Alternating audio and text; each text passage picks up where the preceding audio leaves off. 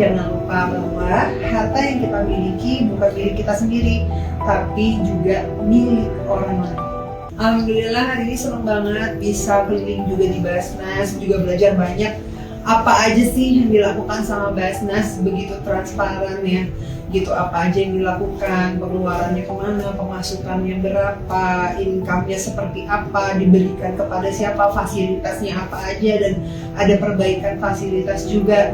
Luar biasa banget, seneng banget hari ini bisa menjadi bagian dari Basnas. Yang jelas jangan lupa nih buat teman-teman, kalau mau berzakat, bersedekah dan melakukan banyak kebaikan bisa difasilitasi melalui Basnas nih, bisa datang langsung ke sini atau juga bisa melalui webnya. Nah, melakukan kebaikan bisa di mana aja.